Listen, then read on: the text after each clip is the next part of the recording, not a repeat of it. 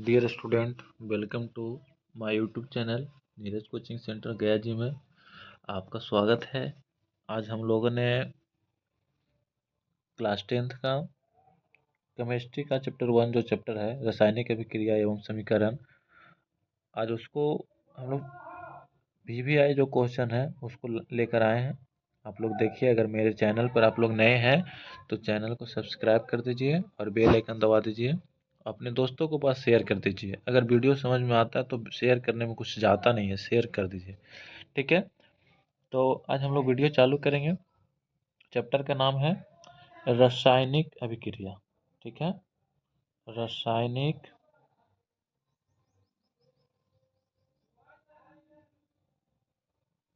अभिक्रिया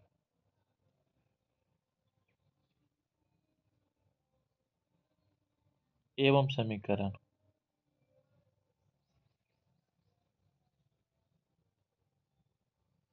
ठीक है। ये चैप्टर है जो कि केमिस्ट्री का पहला चैप्टर है। चैप्टर पहला है, ठीक है, केमिस्ट्री, ठीक है।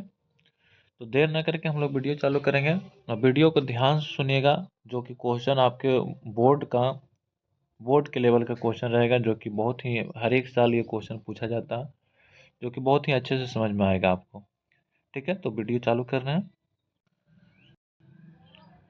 चैप्टर 1 है रासायनिक अभिक्रिया एवं समीकरण, ठीक है। तो हम लोग पढ़ेंगे कि रासायनिक अभिक्रिया किसे कहते हैं। रासायनिक अभिक्रिया किसे कहते हैं। हो रहा है कि रसायन शास्त्र विज्ञान की वह शाखा है जिसके अंतर्गत पदार्थों के संगठन, संरचना, गुणों और रासायनिक अभिक्रिया के दौरान इनमें हुए परिवर्तन का अध्ययन किया जाता है, या परिवर्तन का अध्ययन को ही रासायनिक विज्ञान कहते हैं, ठीक है। इसका शाब्दिक अर्थ होता है रसायन, रस प्लस आयन, जिसका अर्थ होता है रस का मतलब द्रवों का अध्ययन करने को रसायन विज्ञान कहते हैं। रसायन विज्ञान का जनक कौन है, तो एंटिनो लेवोरियस, है ना, रसायन विज्ञान का जनक है। पहला पॉइंट है कि पदार्थ क्या है। क्वेश्चन है कि पदार्थ क्या है। तो वह प्रत्येक वस्तु जो स्थान घेरती है, जिसका द्रव्यमान होता है और जिसे हम अपनी पांचों इंद्रियों से महसूस कर सकते हैं, पदार्थ कहलाता है, ठीक है। पदार्थ की कितने अवस्थाएं होती है, तो पदार्थ की 3 अवस्थाएं होती है। आप लोग भी पढ़े होंगे, आप लोग की भी क्लास में पढ़ाया गया होगा। पदार्थ की 3 अवस्थाएं होती हैं, क्लास 9th में भी पढ़े होंगे, ठोस, द्रव और गैस, ठीक है। बीच में कुछ यहाँ पे समझाया गया है, ठीक है, जो कि शुद्धता की शुद्धता के आधार पर पदार्थ के प्रकार बताया है, शुद्ध और अशुद्ध, ठीक है। शुद्ध में हो जाता है तत्व यौगिक, तत्व को 3 भाग में बांटा है, धातु, अधातु, उपधातु। यौगिक को सहयोजन और उतना दिखाई नहीं दे रहा है यहाँ पे, देखिए। और मिश्रण को 2 वर्ग, समांगीय और विसमांगीय। चलिए आगे चलेंगे। तत्व किसे कहते हैं, ठीक है। तत्व उन शुद्ध पदार्थों को कहते हैं जो केवल एक ही तरह के परमाणुओं से बने होते हैं, ठीक है। तत्व को जो कि एक ही परमाणु की बने होते हैं, एक ही तरह के परमाणु के बने होते हैं, उसे तत्व कहा जाता है। तत्व जैसे परमाणु में क्या हो गया, तो इलेक्ट्रॉन हो गया, प्रोटॉन हो गया और न्यूट्रॉन हो गया, ठीक है। तत्व की संख्या ई की संख्या दिया है, पी की संख्या दिया है। यौगिक किसे कहते हैं, ये क्वेश्चन है जो कि आप लोग के लिए बहुत ही जरूरी क्वेश्चन है कि 2 या 2 से अधिक क्वेश्चन। यौगिक किसे कहते हैं, 2 या 2 से अधिक तत्व जब एक निश्चित भार के अनुपात में रासायनिक क्रिया करके एक नए पदार्थ का निर्माण करते हैं, एक नए पदार्थ का निर्माण करते हैं, है ना, उसे ही यौगिक कहा जाता है, या नए पदार्थ का निर्माण करके करते हैं। तो इस प्रकार बने इस नए पदार्थ को यौगिक करते हैं। एक नया पदार्थ जो निर्माण करता है और निर्माण करने के बाद जो नया पदार्थ बनता है उसको ही क्या कहते हैं हम लोग, यौगिक कहते हैं, है ना। देखिए एक बार फिर से हम लोग चलेंगे इसमें कि दो या दो से अधिक तत्व जब एक निश्चित भार के अनुपात में रासायनिक क्रिया करके नए पदार्थ का निर्माण करता है। ठीक है, नए पदार्थ का निर्माण करता है। नए पदार्थ निर्माण करने के बाद जो नया पदार्थ बनता है उसे ही यौगिक कहा जाता है। ठीक है, चलिए मिश्रण किसे कहते हैं? तो मिश्रण मिश्रण दो या दो से अधिक पदार्थों का संयोग होता है जो रासायनिक रूप से नहीं किया जाता है ना। दो या दो से अधिक पदार्थों का संयोग को ही मिश्रण कहा जाता है। ठीक है, अब हम लोग पढ़ेंगे कुछ तत्व के बारे में जानकारी करेंगे और उसके संकेत परमाणु संख्या क्या होता है ना, पढ़ेंगे। तो जैसे आप लोगों ने क्लास में पढ़े होंगे कि सबसे पहला तत्व है जो कि हाइड्रोजन आता है ना, हाइड्रोजन आता है। दूसरा में हीलियम हो गया, लिथियम हो गया, बेरिलियम हो गया, बोरॉन, कार्बन, नाइट्रोजन, ऑक्सीजन जो कि परमाणु ऑक्सीजन हो गया। ठीक है, इधर देखिए, इधर तत्व के नाम हम बता रहे हैं, बीच में जो संकेत है ये परमाणु संख्या दिया हुआ है ना। तो ये चीज़ हम लोग चलेंगे, 8 तक हम लोग पढ़ लिए थे।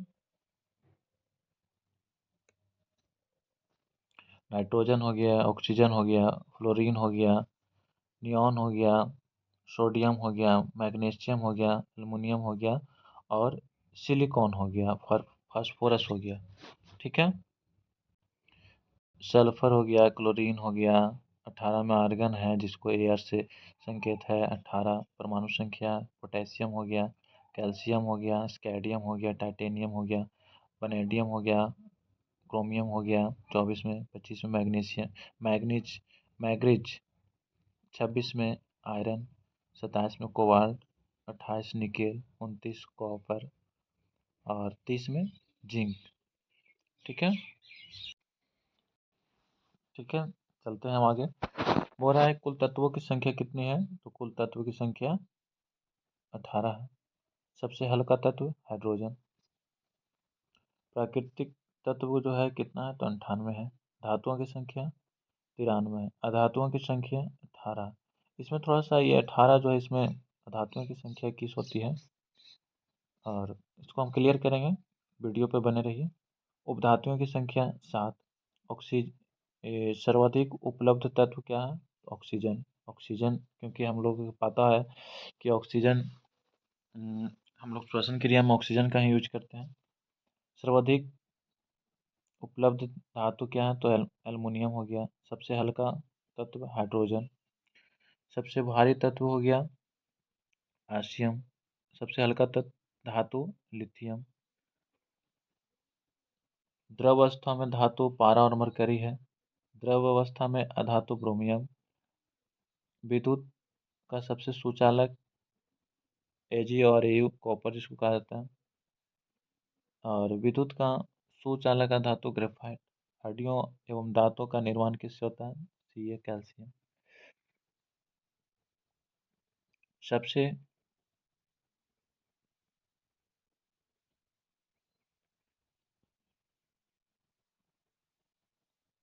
सबसे क्रियाशील अधातु क्या है? तो फिजियम। और सबसे क्रियाशील अधातु तो फ्लोरीन है। ठीक है, चलिए हम लोग यहाँ पे क्वेश्चन एक था क्या? क्वेश्चन था अधातुओं की संख्या 18। इसको हम डॉट को क्लियर कर रहे हैं, वीडियो पे बने रहिए। चलिए, आवर्त सारणी आधुनिक आवर्त सारणी में कुल अधातु की संख्या कितनी है? 22 बताया है। ठीक है, तत्व अधातु पाए जाते हैं ना, तत्व पाए जाते हैं। इन अधातुओं में से 11 गैस है और 10 है जो कि ठोस है और एक है जो कि तरल पदार्थ होता है जिसको ब्रोमियम तत्व शामिल है। ठीक है, ये चीज़ आधुनिक आवर्त सरणी में अधातु की संख्या कितनी है? तो 22 बताया। ठीक है, एक क्वेश्चन है, बहुत ही अच्छा क्वेश्चन है कि निष्क्रिय अक्रिय, ये क्वेश्चन है, निष्क्रिय अक्रिय नोबल गैसों के नाम लिखें। ठीक है, तो आता है हीलियम हो गया,